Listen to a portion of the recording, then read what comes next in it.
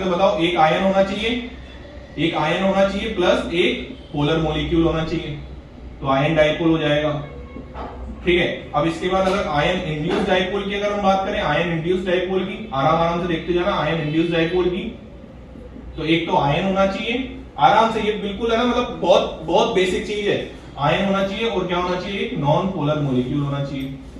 और लास्ट वाला तो इतना इंपॉर्टेंट है ना, हाँ, फिफ्थ वाला अगर मैं बात करूं, लंदन डिस्पर्जन फोर्स, एलडीएफ जिसको बोला जाता है, London dispersion force, weakest force होता है। कौन सा फोर्स होता है, वीकेस्ट फोर्स। और ये मिलता है किसके बीच में, यहां लिख रहा हूं मैं बड़े बड़े वर्ड्स में, लंदन डिस्पर्जन फोर्स जो मिलता है वो मिलता है नॉन पोलर के बीच में। जी हाँ, नॉन पोलर के बीच में भी एक फोर्स होता है, इसलिए तो केमिकल बॉन्डिंग में पढ़ाया जाता है। क्या पढ़ाया जाता है केमिकल बॉन्डिंग में, कि कोई भी बॉन्ड 100% आयनिक और 100% कोवैलेंट नहीं होता है, यही पढ़ाया जाता है, London dispersion force. Hydrogen gas के बीच में कौन सा फोर्स होता है, लंदन डिस्पर्जन फोर्स। अपनी जो नोबल गैसेस होती है उनके बीच में कौन सा फोर्स होता है, लंदन डिस्पर्जन फोर्स। कोई सा भी नॉन पोलर के बीच में अगर आप फोर्स बोलोगे तो ये वाला होगा।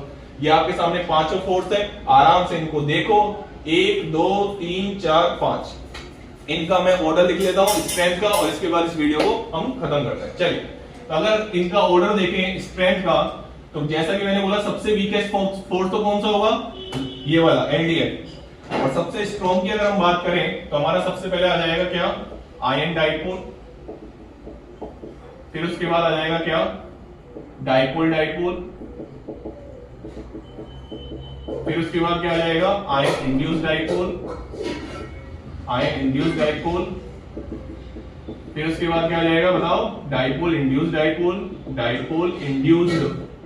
डाइपोल। अब किसी को ये वर्ड समझ में नहीं आया, कोई घबराने की बात नहीं है, कभी जैसे आगे समय बढ़ेगा तो हम इसके लिए भी एक वीडियो बना लेंगे। अभी हम केवल की कोड की बात कर रहे हैं, ठीक है। और इसके बाद क्या आएगा, लंदन डिस्पर्जन फोर्स, ये है आपकी स्ट्रेंथ का ऑर्डर।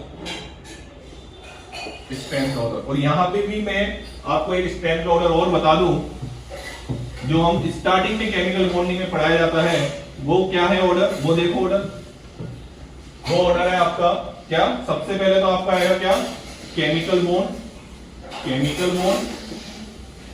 उसके बाद आएगा आपका हाइड्रोजन बॉन्ड, और उसके बाद आएगा आपका क्या, इंटरमोलिकुलर फोर्सेस, यानी वैन डर वाल फोर्स। ये भी इंटरमोलिकुलर फोर्सेस ही है। ये दोनों प्योर बॉन्ड नहीं होता, फोर्स होते हैं, केवल क्या होते हैं, इंटरमोलिकुलर फोर्सेस होते हैं। लेकिन हाइड्रोजन बॉन्ड से वीक होता है क्या, वैन डर वाल फोर्स ऑफ अट्रैक्शन।